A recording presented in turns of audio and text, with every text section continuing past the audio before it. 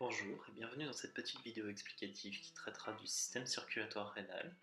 Elle est réalisée dans le cadre de Partir à la découverte et a pour but de faire un tour d'horizon simplifié du système rénal et de son anatomie.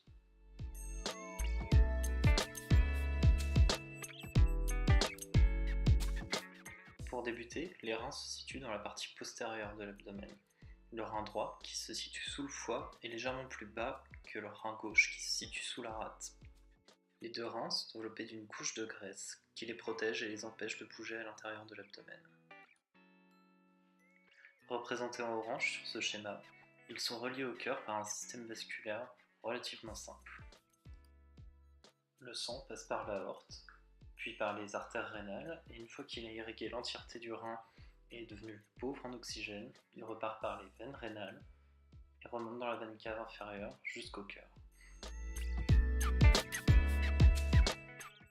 Les glandes surrénales, qui se situent au-dessus de chacun des deux reins, sont elles-mêmes divisées en deux glandes qui ont des rôles bien précis. La cortico-surrénale va sécréter de l'aldostérone, qui a un rôle régulateur au niveau de la pression artérielle, mais également au niveau de l'équilibre acido-basique du corps humain.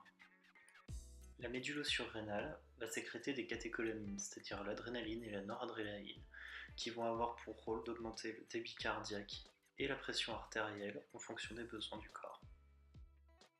La première couche du rein, ici représentée, s'appelle la substance corticale. Les petites pyramides bleues, elles, s'appellent les calices. Les deux vont avoir un rôle très important dans la filtration et l'acheminement de l'urine jusqu'au bassinet, qui est la grande masse grise représentée à l'intérieur du rein. L'urine est créée par les néphrons, qui se situent à l'intérieur de la substance médulaire, entre chacun des calices, ici représentés en blanc. Une fois acheminée au bassinet, l'urine va descendre à l'intérieur de l'urtère qui relie les reins et la vessie.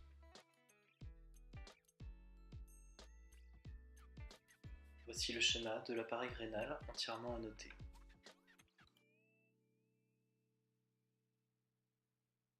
Maintenant que nous avons parlé du rein d'une façon générale, nous allons parler des néphrons, où se passe la majorité des échanges osmotiques.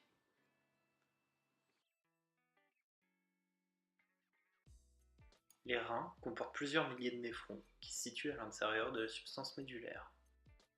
Le sang provient des artérioles, ici dessinées en rouge, et vont dans les glomérules, qui sont un centre de petits capillaires, c'est-à-dire de petits vaisseaux, ici représentés en rond. Le glomérule vient s'insérer dans la capsule de Bowman, ici représentée en orange, et où seront filtrés à partir du sang de l'eau et des déchets organiques, comme l'urée et l'acide urique. L'eau et les déchets organiques seront alors acheminés jusqu'au tube contourné proximal, qui est ici à gauche de ce schéma, avant de descendre dans l'anse de Hensley, où va se passer la majorité des échanges osmotiques à l'intérieur du néphron.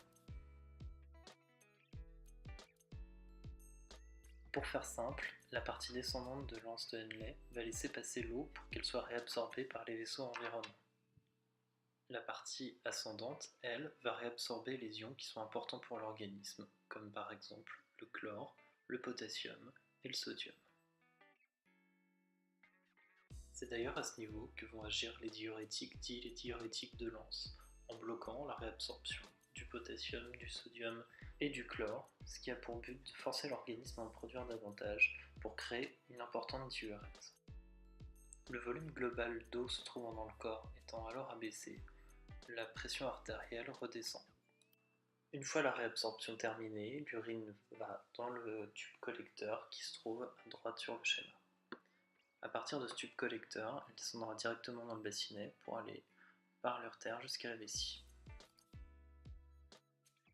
Nous allons maintenant aborder notre troisième et dernière partie qui se concentre sur la vessie. La vessie est un organe creux qui a pour mission d'accueillir et de garder l'urine sécrétée par le rein et qui descend via l'urtère. L'intérieur de sa paroi est constitué d'un muscle lisse qu'on appelle le détrusor et qui permet de réguler la pression interne de la vessie.